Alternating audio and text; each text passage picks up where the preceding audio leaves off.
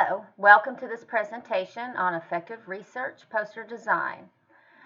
My name is Dr. Ellen Bloomfield, and today I will be talking to you about the purpose of academic posters, the general development process of an academic poster, and then we will identify visual hierarchy elements that affect poster design. The more strikingly visual your presentation is, the more people will remember it, and more importantly, they will remember you. Paul Arden. So academic posters are designed to sell your research in 10 seconds.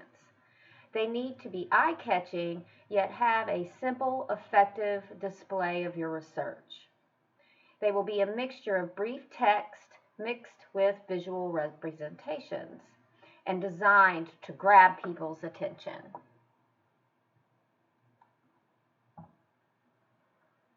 So where do you start? You begin with conceptualizing your poster, considering your audience, guidelines, and materials. Then you go into the development phase, sizing, content outline, the design, layout, and flow. You want to make sure your poster is correctly sized before adding content. After you complete your poster, you do want to have outside perspective and get it reviewed. And then we will discuss, then you'll go into,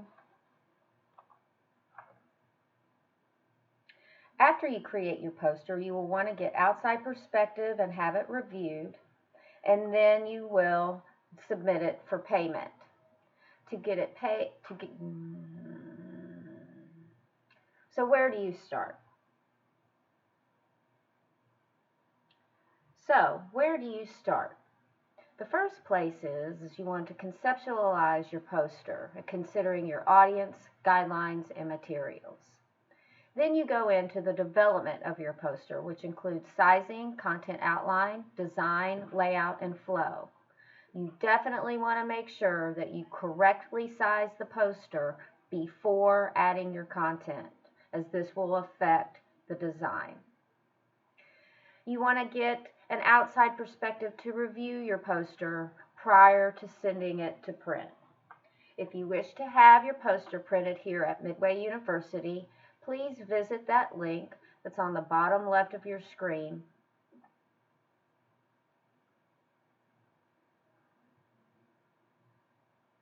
After developing your poster, you're going to want to get an outside perspective to review your poster prior to submitting it to print.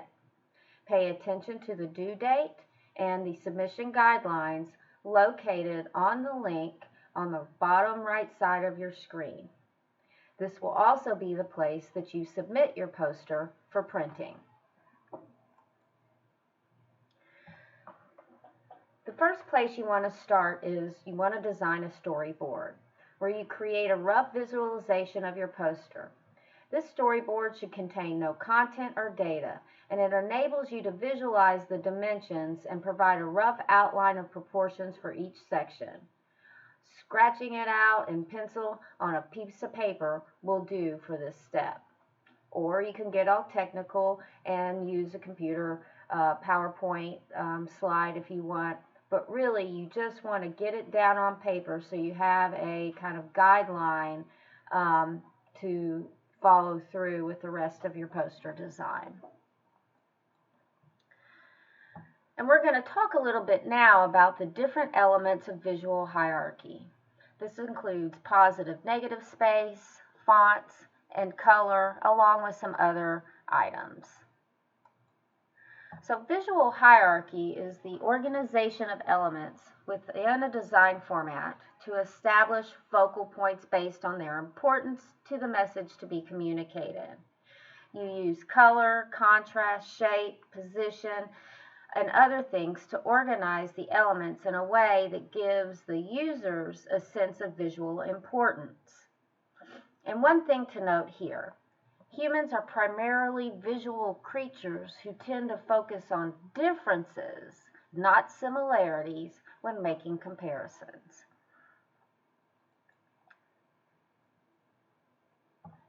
An effective design is communication.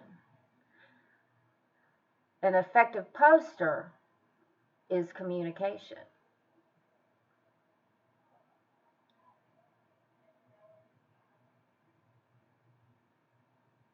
It is important to remember that good design equals an effective poster.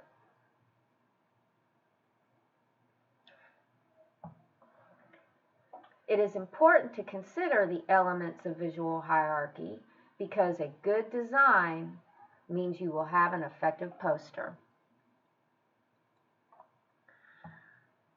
The number one mistake in academic poster designs is cramming way too much information into too small of a space. The common phrase is less is best.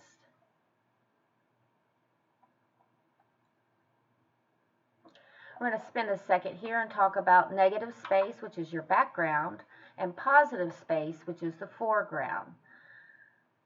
Balance between these two in your poster is very important. Too much negative space, too much background will give an incomplete or disassociated appearance to your poster. Too little negative space or too little background, your poster will appear busy, cluttered, and will be difficult to read. It is important to note that clear space is also considered negative space. Now here's an example of bad negative space. It's busy, it's distracting from the information that's on the poster. On the other hand, here's a picture of a good use of negative space. The background is just that. It supports the foreground, the poster content. Our next visual hierarchy element we're going to discuss is color. Color is very powerful and you want to use it with caution. You want to make sure that your colors don't limit legibility and your colors complement each other. You want to make sure your font color contrasts highly with the background so that it is readable. It is recommended, other than non-statistical data, that you use no more than 3 different colors. And using too many colors reduces effectiveness and causes confusion. As you can see on the screen, the difference between easy to read, hard to read, and hurts to read, and the color combinations that make that possible. This displays the way that colors can be used as visual hierarchy elements to emphasize and organize the user who is looking at your poster, train of thought while reading your poster. And again, you don't want to use more than 3 colors outside of any statistical graph data. Alignment is extremely important in poster design. You want to move elements closer or farther apart based on their relationship with each other to give an organized look. Related items should be in close proximity to each other, and they will be perceived as a unified group by your user. Audiences will assume that items that aren't near each other aren't closely related to one another.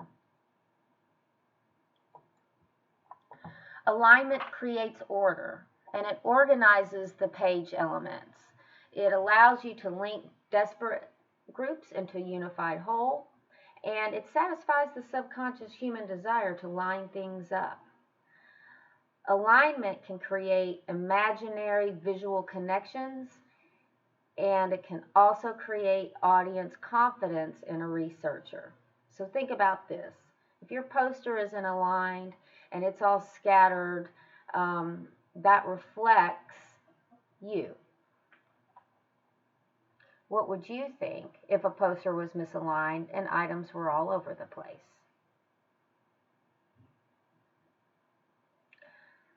Alignment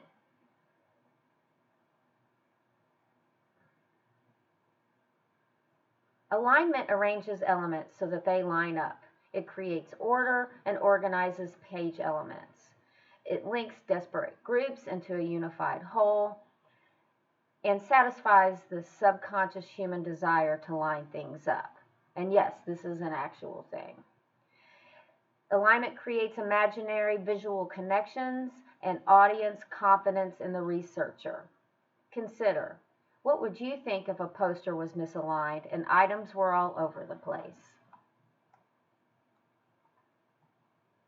Here are some examples of alignment that's not quite cutting it. On the first example, archaeology, you can see you have no idea where to look first or what to look or which way to read. In the second poster, repetition, you can see now it is kind of aligned, but then you get to a point where you really don't know which way to go to read the poster. It is important that you understand that people will come to your poster and read it starting on the left, going down, and moving to the right. Here you have an example of a well-aligned poster. Now we're going to discuss why fonts matter. If you look at your screen, you can see why fonts matter. Take a second. So you only notice the fonts that are standing out. You want to make sure you keep your fonts consistent, and in the poster scene, bigger is always better. Sans serif fonts are recommended. Those are the ones that don't have the curly cues at the end of the letters. The font you see on the screen right now is a sans serif font. Fonts like Times New Roman are serif font and can be visually distracting. Following our mantra, less is best, keep your word count low, and only use italics, underline, and capitals sparingly. Bullet points work on posters, and always make sure you are left justified. Line spacing can help with text clarity, so you don't want to get your line spaces too far apart or too close together. And make sure you make your headings concise and bold so that they stand out. We're going to take a few seconds here and talk about some images and effective use of images in your poster. So a picture is worth 1,000 words, but you want to be cautionary when using web graphics. You want to pay attention to low resolution. And you can find images on the web, but you should be concerned with using images legally and ethically. Use the resources to find and locate free and reusable images, and don't violate copyright.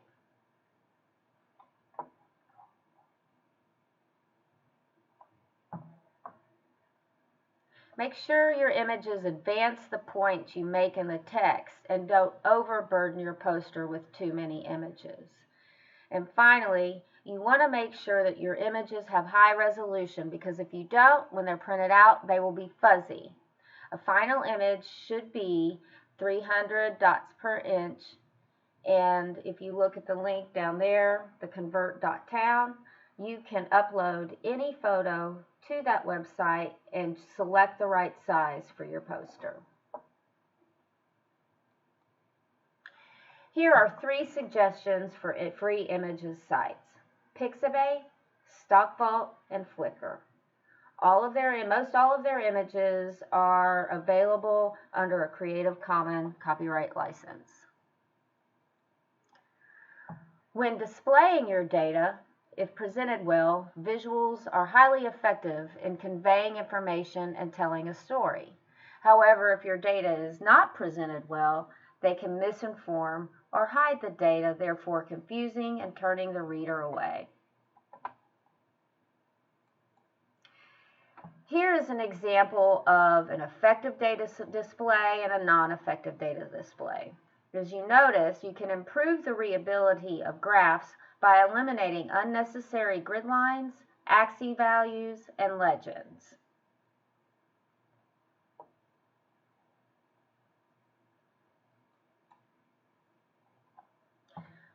Here we have a visual poster. Take a second and look at it. What do you see?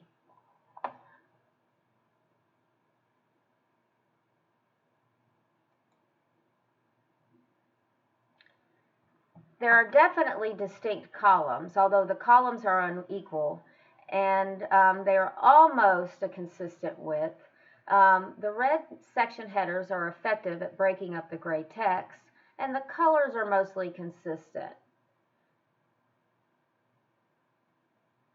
However, this poster is too text heavy, especially in the all-important upper left corner.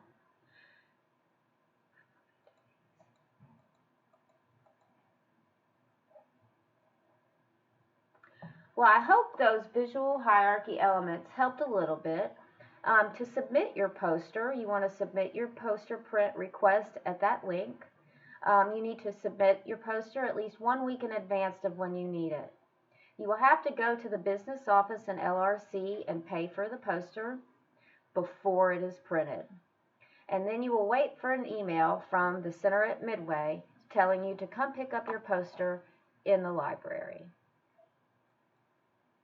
If you have any questions, please don't hesitate to contact me. If you would like for me to review your poster, I will be happy to do so as well.